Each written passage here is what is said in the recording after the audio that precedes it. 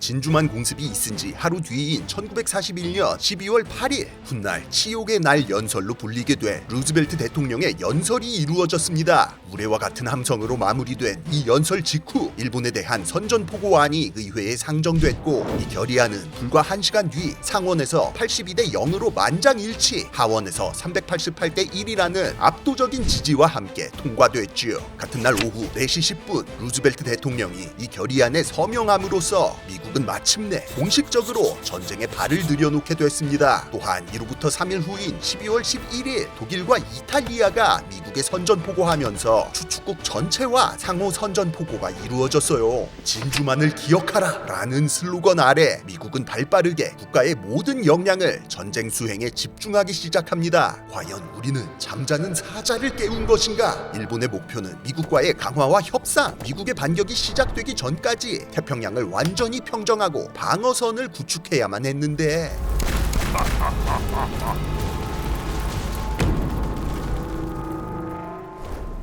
사실 그동안 미국인들도 독일과 이탈리아가 깽판 치는 거 보면서 이거 우리도 뭐 좀 해야 되는 거 아니야? 하는 여론이 없는 건 아니었습니다. 하지만 독일이나 이탈리아가 뭐 미국한테 직접 주먹 날린 건 아니었죠. 때문에 남의 나라 가서 왜 대신 피 흘려주느냐라는 전통적인 고립주의 사고방식이 지배적이었고, 이 전쟁을 의미 없는 전쟁이라며 신경 끄자는 여론이 훨씬 강했습니다. 다만 또 유럽이 완전히 망하며 미국에게도 경제적 군사적 압력이 상당할 것이기에 1941년 3월 일명 랜드리스 법이라고도 불리는 무기 대여법을 통과시키며 영국과 소련, 중국 등 추축국에 대항하는 주요 국가들에게 전쟁 수행 물자를 지원하는 민주주의의 병기창 정도로 포지션을 잡아둔 상태였어요. 하지만 이제 미국 땅이 직접 타격을 당해버렸네. 그것도 심지어 사상자 3,477명에 함선 19척이 침몰 또는 손상이라는 막대한 규모죠. 진주만 공습으로 미국 내 여론은 완전히 돌아섰고, 미국인들의 분노는 하늘을 찌를 듯 했습니다. 미국에게 있어 그저 남의 일인 줄 알았던 의미 없는 전쟁이 이때를 기점으로 비겁한 적들에게 맞서 싸우는 정의를 위한 전쟁이 되어버렸어요. 한편 미국의 극대노와는 별개로 이 소식을 들은 처칠은 쾌재를 불렀습니다. 이제 우린 이겼다! 그동안 온갖 핑계 대면서 직접 개입을 피하던 미국이 본격 참전해버렸죠. 자연스럽게 독일이랑 이탈리아도 미국이랑 상호 선전포고 때렸죠. 1차 대전 때도 사실상 미국의 참전으로 전세를 뒤집었는데, 이번에도 미국 형님 캐리로 행복겜 할 수 있는 각이었습니다. 다만 지금은 미국이 일본에 대한 복수심에 꼭지가 아예 돌아가 있어서 태평양 쪽에 포커스가 맞춰져 있었다는 거.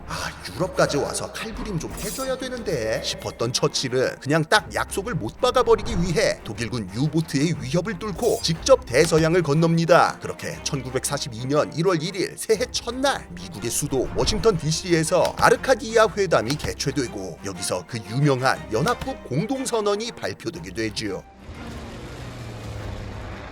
영국, 미국, 소련, 중화민국을 비롯한 26개국이 동참하여 연합국을 결성, 독일, 이탈리아, 일본, 대노답 삼형제를 비롯한 추축국들 전체와 함께 맞서 싸운다. 어찌 보면 전 지구 규모의 거대한 조별과제 같은 것이었습니다. 때문에 이 선언에서 가장 주목해야 하는 항목이 바로 그 어떤 국가도 단독으로 강화 또는 휴전하지 않는다는 것이었지요. 사실 이게 1차 대전 때도 동맹국, 협상국 편 나눠 먹고 싸웠는데, 이때 몇몇 나라들이 전쟁 중에 지들 상황 안 좋다고 단독으로 휴전하고 빠진 전적이 있었거든요.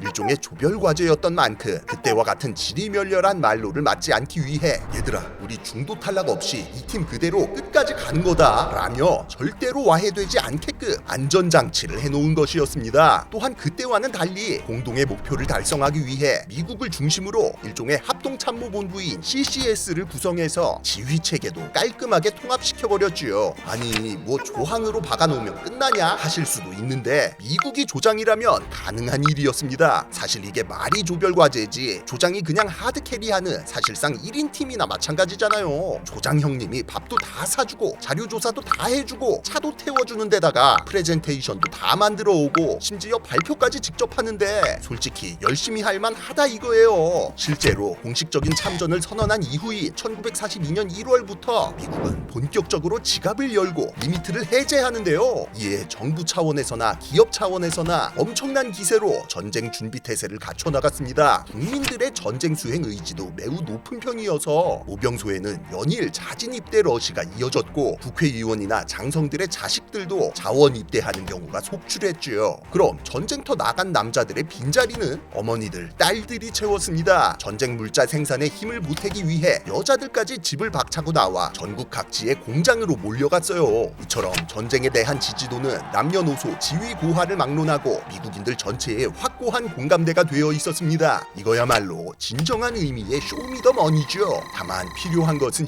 시간뿐이었습니다. 일본군이 발빠르게 서태평양과 남태평양을 공략하고 있는 상황. 필리핀도 이제는 함락 직전이었습니다. 미국이 기를 모을 때까지 영국과 네덜란드, 오스트레일리아가 버텨줘야만 했어요.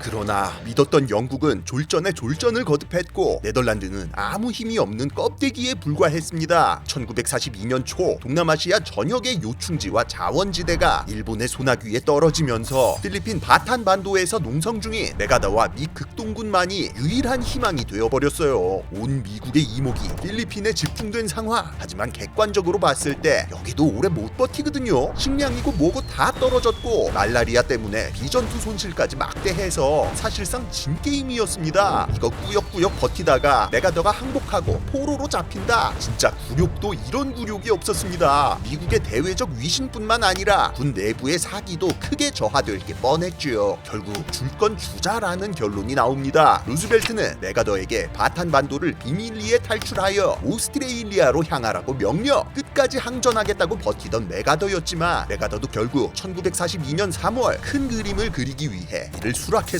그렇게 3월 12일 메가더는 성공적으로 필리핀을 탈출, 오스트레일리아로 넘어가 영국과 네덜란드 패잔병들과 오스트레일리아군까지 규합해 연합국의 전열을 재정비하기 시작했고 그동안 바탄 반도는 한 달여를 더 버틴 끝에 결국 함락되어 버렸지요. 그런데 국민들이 볼 때는 이게 진짜 열불 터진다 이거예요. 마셜 제도나 길버트 섬 등지에서 일본군에게 반격을 가하긴 했지만 별 성과도 없었고 동맹국들마저 추풍낙엽처럼 쓰러지며 연일 처맞고 있다는 소식만 들려오는데 이제는 필리핀까지 함락됐다고 하니까 바람도 이런 바람이 없었습니다.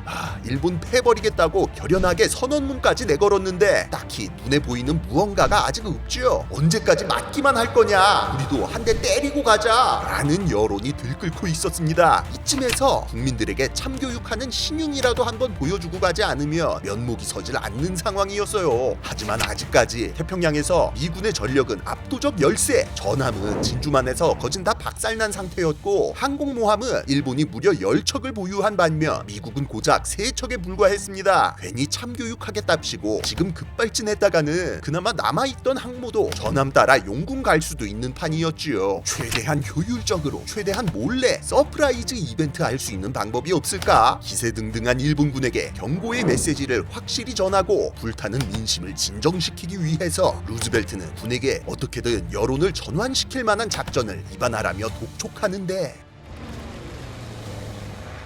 그렇게 나온 결론은 다름 아닌 일본 본토에 대한 직접 공습이었습니다. 일본이 진주만을 기습 공격했으니 우리는 아예 일본 본토까지 찾아가서 수도 동경을 비롯한 요코하마, 고베, 나고야 등 주요 거점들을 폭격하자는 계획이었지요. 전략적으로는 큰 의미 없는 퍼포먼스성 공격이지만 이 정도면 일본 놈들한테 긴장감도 좀 주고 미국 국민들한테는 쾌감을 선사할 수 있을 것이라는 판단이었어요. 근데 이게 말은 쉬운데 막상 일본 본토까지 어떻게 갈 것이냐 하는 것이 문제였습니다. 괌이나 웨이크섬 같은 거점을 뺏긴 상황이라 항공모함을 이용하는 것밖에는 방법이 없는데 태평양의 제해권과 제공권마저 전부 일본에게 있으니 일본군의 눈을 피해 항공기를 최대한 멀리서부터 발진시켜야 한다는 난점까지 있었죠. 그래서 갑판에 있는 기관총 같은 거 다 떼어내고 해군 함재기 대신 육군 장거리 폭격기를 싣는 듯 별의별 방법을 다 동원해서 최대한 리치를 확보해봤으나 이렇게 해도 정도로 이륙까지는 어떻게 시킬 수 있겠지만 착륙해서 복귀시킬 방법이 없었습니다. 항모도 발진시키자마자 바로 튀어야 돼서 뭐 바다에 빠지라고 한 뒤 건져낼 수도 없었어요. 한 번 뜨면 돌아올 수 없다. 일본이나 소련이었으면 몰라도 미국에서는 불가능한 작전이었습니다. 그런데 그때 참모본부의 한 해군 대령이 아이디어를 하나 냅니다. 옆 나라에 도와달라고 하죠. 항모도 적진도 바다도 아니고 같은 연합국 영토로 착륙하자는 기가 막힌 아이디어였습니다. 소련은 아직 일본이랑 중립 상태라 참여하기를 꺼려했지만 중국 국민당의 장개석이 이를 흔쾌히 수락하면서 조종사들의 귀환 루트가 확보될 수 있었어요. 태평양을 건너 적진 한가운데 폭탄을 떨어뜨리는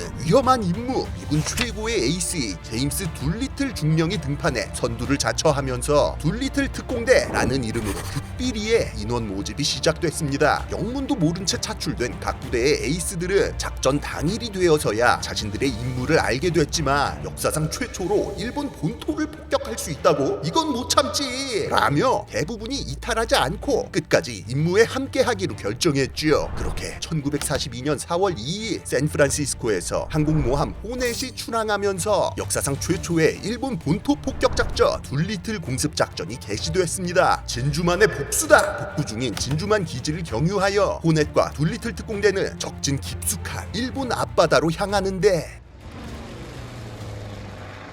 그러나 목표 지점까지 약 240km 정도 남았을 무렵 어선으로 위장한 일본 경비정 한 척과 조우하면서 공습 계획은 사실상 들통나버렸고 16대의 폭격기 80명의 승무원으로 구성된 특공대는 어쩔 수 없이 예상보다 일찍 발진하여 일본 본토로 향했습니다. 대원들은 빠듯한 연료 사정 속에서 일본군의 눈과 귀를 피해가며 약 6시간을 비행한 끝에 1942년 4월 18일 정오 마침내 각각 목표 도시 상공에 도착했어요. 경비정의 무선 보고를 통해 기습이 온다는 것은 이미 파악한 상황. 하지만 일본도 설마 이렇게 멀리서 육군 항공기로 공습을 해올 것이라는 건 예상 못했어서 항공태세가 갖춰져 있지 않은 상태였습니다. 덕분에 둘리틀 특공대는 요격당하지 않고 민가와 군수시설, 공장 등에 무차별 폭격을 가한 뒤 무사히 일본 상공을 벗어나 서쪽의 중국 대륙 쪽으로 사라질 수 있었지요. 조기 발진한 바람에 연료가 부족했던 관계로 대원들 전원이 예상 지점까지 가지 못한 채 불시차 일부는 바다에 빠지고 일부는 일본군 영역에 떨어져 체포되는 듯 안타까운 최후를 맞았지만 절반 이상인 80명 중 64명은 장개석이 통제하는 중화민국 영역으로 떨어져 구조를 받을 수 있었습니다. 역사상 최초의 일본 본토 폭격이자 2차 대전 최초로 미국이 날린 한방이었습니다. 불가능할 것 같은 무모한 작전이 성공했다는 소식이 미국에 전해졌고 미국인들은 이 소식을 대서특필하며 다시금 자신감을 되찾기 시작했어요. 국민들의 막힌 속을 뻥 뚫어주고 정치적 부담을 한시름 내려놓은 루즈벨트는